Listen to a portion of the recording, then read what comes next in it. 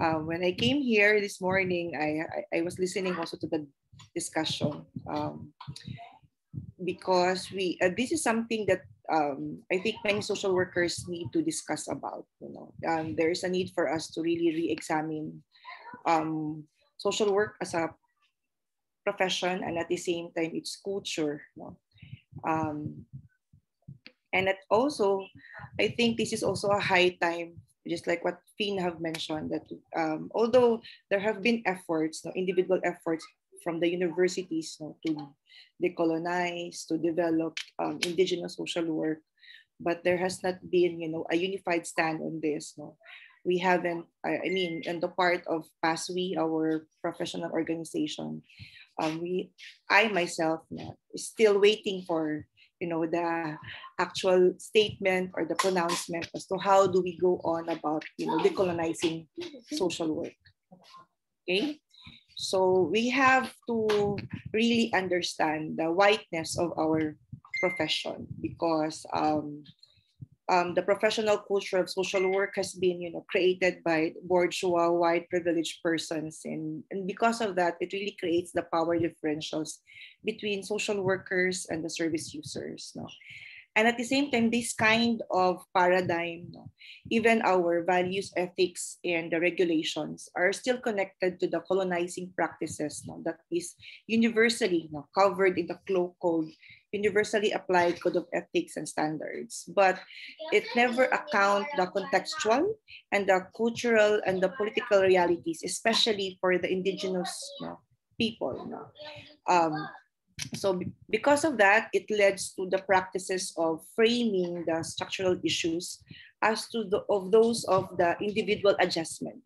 Meaning to say, we are there to cater to our client just to adjust them to function in the society. However, because of that, we maintain our distance from our client and remaining neutral in the face of many political issues that have been affecting them at the local level. So because of that, there's that implicit or explicit, the goal of indoctrinating social workers into a Euro-Western worldview. In fact, social work assessment, intervention, and case notes can be fraught with practices of othering, problematizing, and because of the othering within the discipline of social work, often this exercise by pathologizing the service users and determining the standards for them, what is ought for them. And oftentimes, these standards are left unquestioned for how many years of practice. And oftentimes, these standards are coming from the colonial perspective, the colonial sense of normality. So,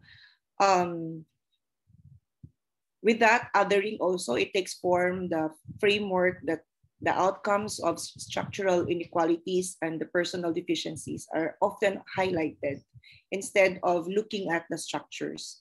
Most especially if we are working with indigenous peoples, especially here in Mindanao, because indigenous peoples here are often thought as intellectually inferior, underdeveloped or undeveloped and uncivilized. And often, sadly, many social work interventions are a combination of assimilation and even the destruction of cultural traditions. So we often see that, let's say, for example, 4Ps, for example, that has been, when it first came out, this has been the model is a one size fits all that does not really looks into the history, looks into the cultural context of the indigenous peoples. So the third world experience of the social welfare services does always it developed and it patterns from the Western standards. And because of that assumption, the locus of knowledge was the colonizing centers. And that many of our clients, especially with the indigenous peoples in the colonized land, they were being taught that they don't have knowledge or expertise and that they were not capable of developing also their own care of models, when we know that they really have these indigenous models of helping and knowing and even caring approaches. So in this discussion, we have to locate where is social work right now. We have to locate that. So the current status of our profession, it really tells us that, you know, we sit alongside with the individualist, residual, and the functionalist, no? Because this is the indication as to how, you know, the Western thinking is deeply entrenched in our daily social work practice. Okay. So if we are trying to look back in the history of the Philippine social work, no, in the pre-colonial period here, the concept of social welfare was really, it has been long practice. No, way back before the Spaniards came and colonized us, we have the practice of mutual aid, of bayanihan by our early Filipino ancestors. However, when the Spanish came, no, when the Spanish colonized us, no, the practice or the concept of bayanihan, it was already been what they call that, abolished. No, instead they brought their own concept of social welfare, which was deeply entrenched within the context of religion. I think what was striking about the Spanish influence was that the welfare system was being molded in a benevolent model framework. Now, even until now, the Spanish colonial legacy has created a notion that welfare must be based on faith, and also salvation. So when the American colonizers came in, they also brought in their own concept of framework, welfare framework, which is focused on, you know, functionalist and individualist model, which is until now very much present and very much practiced. No?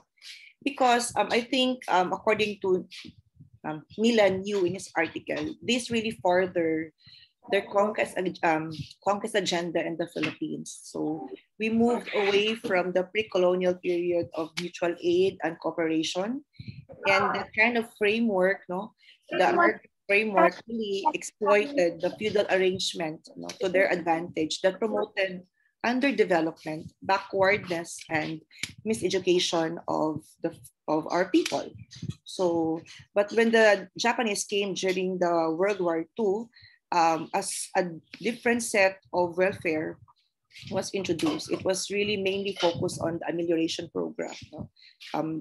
This is basically where it really entrenched the dole out system, no, the ayuda system. So that has been still ongoing on right now. It's just like we are operating always in a disaster or in a relief situation, even though it's a normal times. No?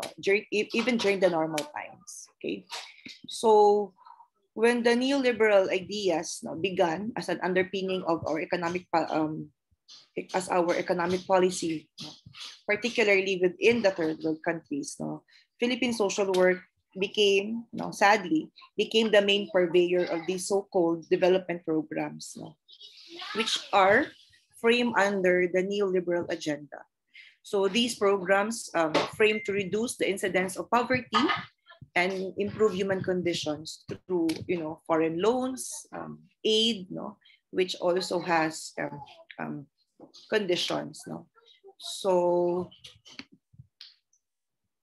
because of the multilateral bank-funded poverty reduction and donor initiatives, no, of our welfare program, it in the long run, if we have to examine that, it can be stifling, no, to our genuine development for our country.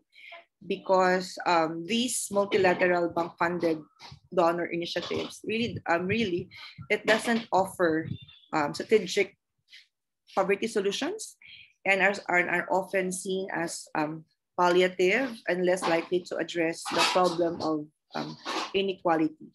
So arguably, the Philippine social work has adopted a system maintenance orientation, and we really took a softer stance on addressing poverty. It failed to grasp the inequality and the structural oppression as dimensions of chronic poverty in the Philippines, because naturally, as part of the colonial influence, no, in the welfare practice in the Philippines. So the evolution of Philippine social work has noted significant changes, as I've said a while ago. However, the strong legacy of its colonial past is still manifested, and the Western ideology is deeply embedded, where it influences programs and services and its intended outcomes. Even in the university, our curriculum, for example, you could often see these are theories and concepts largely borrowed from the West.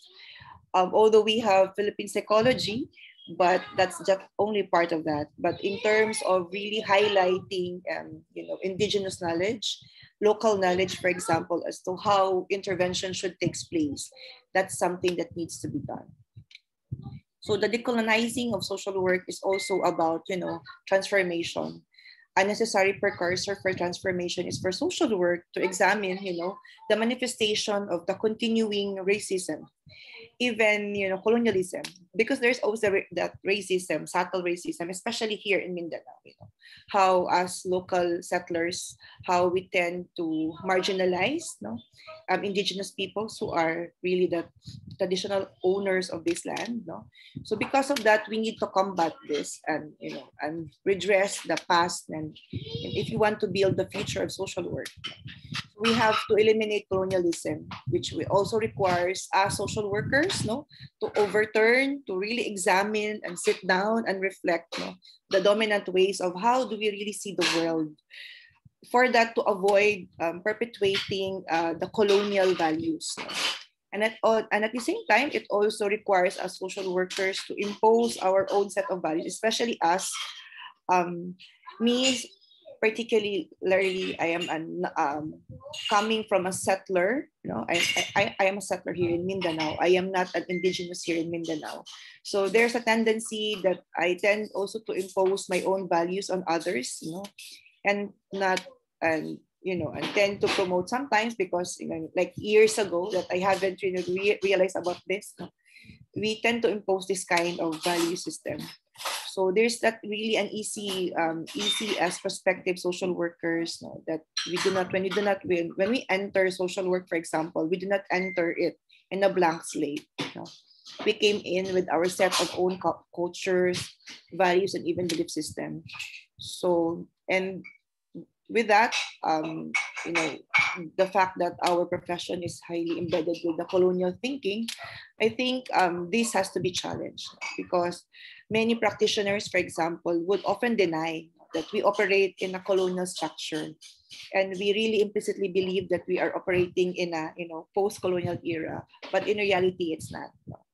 So the starting, I think the starting point of decolonizing social work is to truly recognize the indigenous knowledge, indigenous worldviews, and the indigenous social work itself, because we have to see to it that alongside with the Western paradigms and epistemes, there is also there's also indigenous knowledge in its equal, and this indigenous knowledge existed long before social work came into being. So they have already their own indigenous ways of helping, indigenous ways of caring, model approaches that has often been overlooked by our profession, simply because we have been so our relevance to culture, to Western culture, is very dominant. Okay, so I think there is also a need to really position indigenous knowledge in the same manner that social work recognizes Western paradigms, not just from the margins.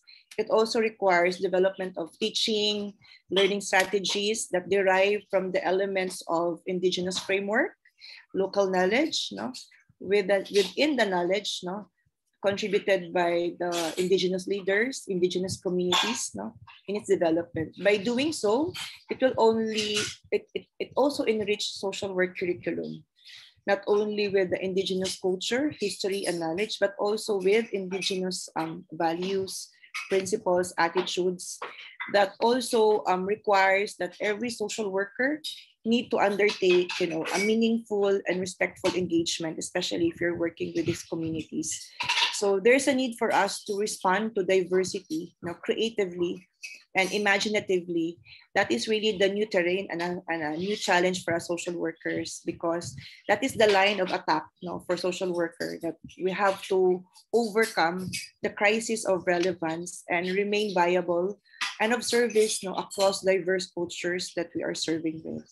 So I think that's all. No, that's the point of why we have to really decolonize our practice. No? So it really requires soul searching, and at the same time also forgiveness on our part, that we became also an instrument in perpetuating this kind of colonial ways of doing and helping, undermining the diversity and undermining the local context, because we often forget that. So it's really a challenge for us social workers. Thank you.